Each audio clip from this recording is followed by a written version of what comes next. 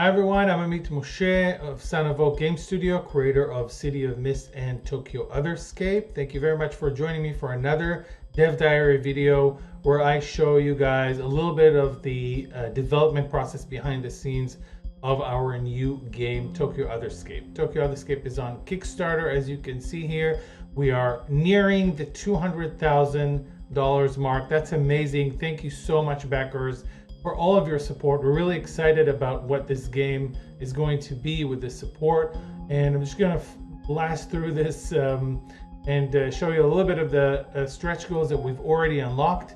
We've unlocked several upgrades for the core book and the setting book, several upgrades for the physical items for the box set, and we have coming up 5 location jobs in the setting book. I'm going to talk a little bit about those location jobs at the end of this video. And after that, we're going to be adding a screen to the box. So if you haven't checked out this one yet, by all means, please join us. We're going to have a really amazing product coming out of this Kickstarter, and thank you again for your support.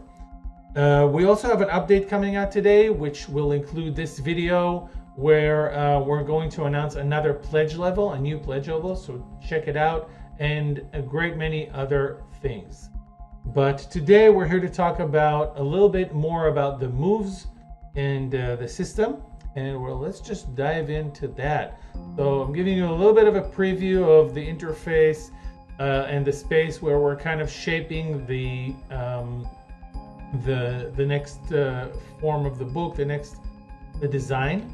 And what we're going to do in this book, we're going to try and streamline not just the game itself, but also the way we present it to you. It's going to be very succinct. We're going to use a lot of infographics. We already started doing that. There's one with the theme types on the Kickstarter page. And we're going to try and kind of deliver this very simple game in a very simple way, of course, while still providing examples and everything. So today we're talking about moves, and moves are the way you take actions in City of Mist, and they're based on tags.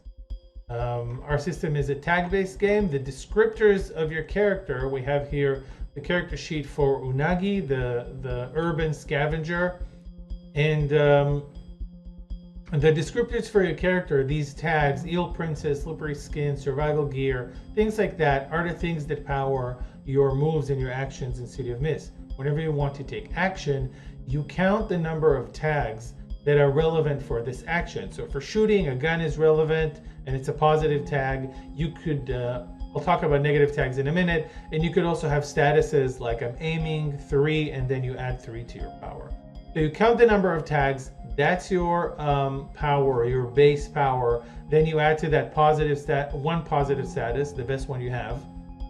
And you take away from it tags that are negative. So for example, if you're shooting and you don't like direct confrontation, like Unagi, then you're getting a -1 to your power. And also one negative status, the worst negative status, also comes off of you. So your power is really it just represents how much, how much power does this action have in this moment in time? How much is your character ready to take it? What do you have in terms of gear and other skills that are boosting this? And also, what are other things working against you? Some of your weaknesses working against you, so on. So, like I said, power, is kind of like the sum of all the things affecting your action in this. And the way you make a move in City of Mist and also in City of Mist Reloaded, which is the name that we're giving this streamlined version that we're making for Otherscape, the way you make a move is you just roll 2d6 and you add your power. That's it. Then you compare the result to the 4 bands of success that we have here. If you roll 6 or less, it's called a miss. If you roll 7 to 9, it's called a weak hit. 10 or more, it's called a strong hit. And 12 or more, if you unlock this option, is called a great hit. So to unlock the 12 or more option, you need to have certain upgrades, theme improvements, things like that give you an edge. In City of Mist, it's called Dynamite. And only then do rolls of 12 or more grant you the 4th success band, the highest success band. So what does it really mean, each one of those success levels or failure levels? When you roll a miss on any of these actions, except for one move that we'll discuss later, the MC gets an opportunity to make a hard move. So really the MC strikes you the hardest when you fail the action. It doesn't necessarily have to mean that you failed the action. It could also mean that you succeeded the action, you overdid it, you managed to do it, but something else happened that you did not foresee, or that you were doing it, too slowly, that you did fail, that you created an opening for someone to attack you. It could mean many things. But that's the point where the MC kind of hits you hard, usually with a status or some other bad complication. A 7 to 9 hit is mixed success and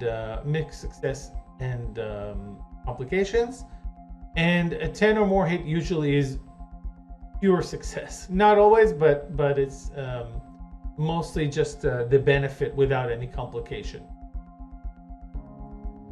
Okay, so let's take a look. In my last video, I talked about streamlining the the 8 moves of City of Mist that are kind of more geared towards superpowered noir into 5 moves, the new, in a way you can call it a programming language, 5 commands with which you can describe anything in this game. So these are Stunt, Discover, Resist, Conflict, and Buff or Debuff. All of these names are temporary. Everything that I'm showing you right now is still to be tested. So you can take it with a grain of salt, and later when we release the final product, you will get a tested quality product, the same as City of Mist and the other games we have been releasing. So let's take a deeper look at each one of those moves.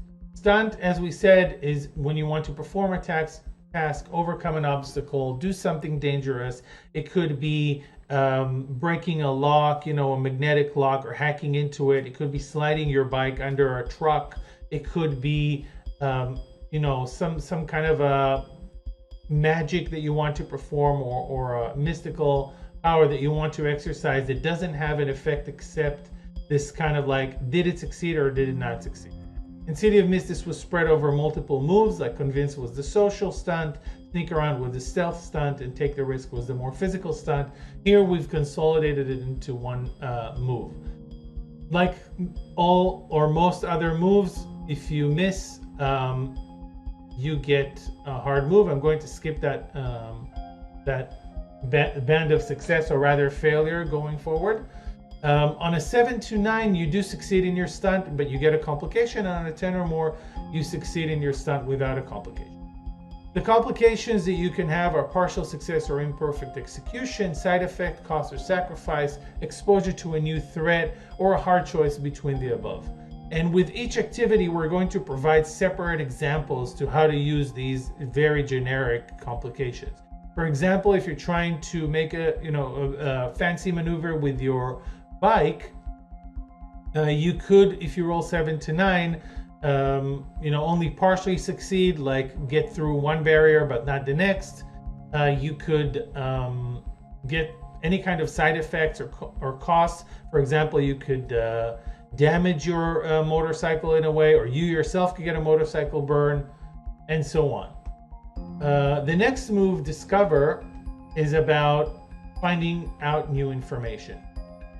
For each point of power that you roll with, you can ask the MC one question or tell them what you want to know and get a clue.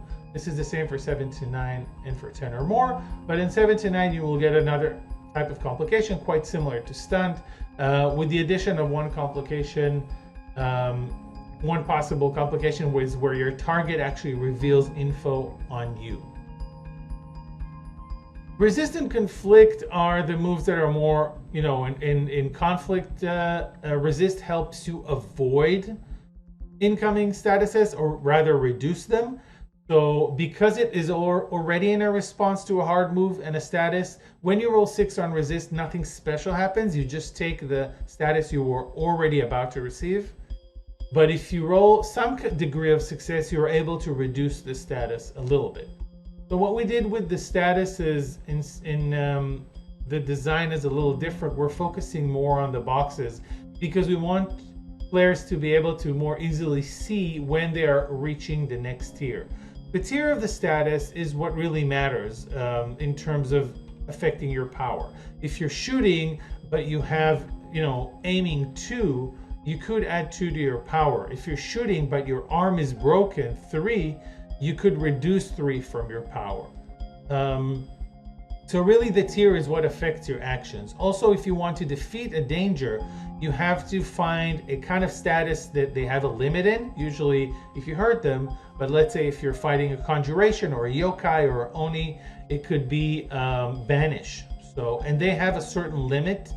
So for some statuses, they can take up to 1, 2, 3, 4, 5, or even 6 tiers. And your job in order to defeat them is to actually give them a status high enough in order to max out their particular limits. That's how you defeat dangers in City of Mist and in City of Mist Reloaded, which is the engine for this one. So what we're changing here, in the past in City of Mist, your attack moves and defense move gave you, complete status tiers. You would get to 1, 2, 3, or 4 directly. And then there were stacking rules that are sometimes a little bit tricky. Here we want to both make it a little more gritty and not allow you to completely shave off entire tiers. So we're focusing on the boxes. So resist allows you to reduce boxes, remove boxes from your statuses that you're receiving. If you got shot and you're receiving gunshot wound 3, you roll resist to say, okay, I'm not taking the whole damage of this thing, I'm taking only a part of it. Of course, you're using tags of defense, of dodging, of all kinds of things like that, rapid healing if you have it. And at 7 to 9, you're going to need 2 points of power to remove 1 box. And at 10, you're going to remove 1 box for every point of power that you have. So if you're at 3, and we're counting to the left and from the bottom up, you're at the 4th box. 1, 2, 3, 4th box. So reducing 1, 2, 3 points boxes will bring you down to 1, and you'll need 4 to reduce 4 points altogether, 4 boxes in order to completely get rid of the status or ignore it. So the main difference here, it's a little different from City of Mist. It's harder to completely ignore statuses. Everything is going to leave a little bit of a mark on you. This is to do with the grittiness that we wanted to add to it. We still have to, more rigorously play test it, but this is a kind of a change that we're excited about. Conflict is the same. You deal a status with a number of boxes equal to your power. So if your power was 3, you don't deal a tier 3 status. You actually mark 3 boxes, 1, 2, 3, and you're still at 2. You're going to need 4 boxes to reach tier 3. You're going to need 7 to reach tier 4. Again, it's not so easy to just like obliterate someone. It's a little harder, a little more involved, a little more gritty, a little more adventure game, and you can of course change that in your own version and homebrew it, but we always offer a lot of optional rules for that on how to tweak it. So in Conflict, you get an upgrade. If you roll 7 to 9, you can avoid a counterattack. You can mark another number of boxes equal to your power on your status, effectively doubling the tier that you reached. You can adding 1 more to the reach, doubling the number of boxes. And you can achieve a tactical goal, same as Stunt. This is similar to go toe-to-toe in City of Mist. And you can spend some of your power on buff debuff in order to gain some kind of advantage. You get 2 upgrades if you roll 10 or more, and 3 if you unlock Edge and you roll 12 or more. Buff debuff is the final one. It's the most versatile one. We actually got a lot of feedback that this name is not great. We don't think it's great. We're going to change it. This is just what it actually does. So we're naming it in a very generic way now. And we're going to work on the name. And if you have any suggestions, we'd love to hear it. Buff debuff allows you to do a lot of different things, like change the game. It really It's very versatile. You can add new tags, remove tags from game. You can add new statuses and remove statuses from the game. This means that you can create new weapons, new allies, conjure new things, and you can banish creatures. You can remove tags. If an enemy has a cover tag, you can take it away from them. The same goes with statuses. You can give your allies good benefit, or yourself good beneficial statuses. Reduce bad statuses like healing or any kind of debuff that is on them. And you can also remove good statuses from the villains and give them bad statuses, or their adversaries rather. So a lot of options there. You can use it in many different ways. Like I said, we're going to have the deck of activities that will show you exactly how to use it when you're conjuring, exactly how to use it when you're harnessing your cyberspace allies, and so on. For aiming, for cover, for all of these things, you'll have a lot of examples. When you do roll 7 to 9, your tags are going to be, all of these effects are going to be very obvious to the environment.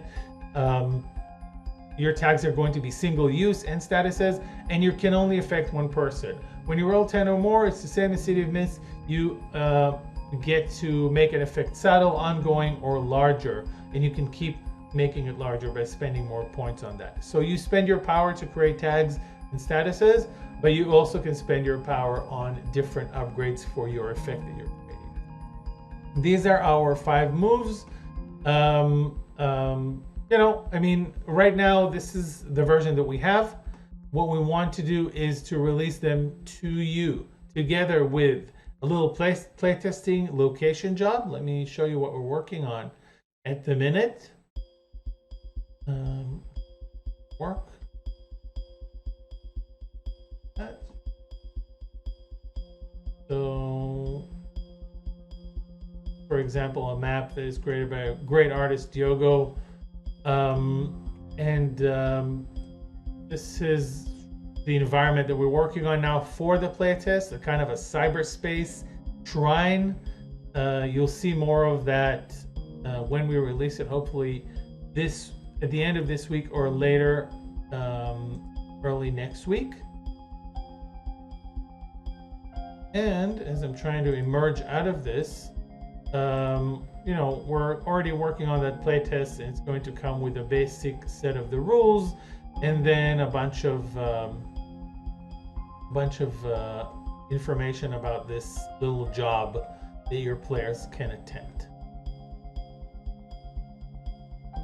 That's it for today's Dev Diary video. I hope you enjoyed it. Please like the video, subscribe to our channel, and back the Kickstarter so we can make even more amazing additions to this game. We have a lot of exciting things coming. Please check out the new pledge level on the update today, and we will see you on the next Dev video. Until then, don't succumb to the noise, remember your mythos, and I will see you later. Bye-bye.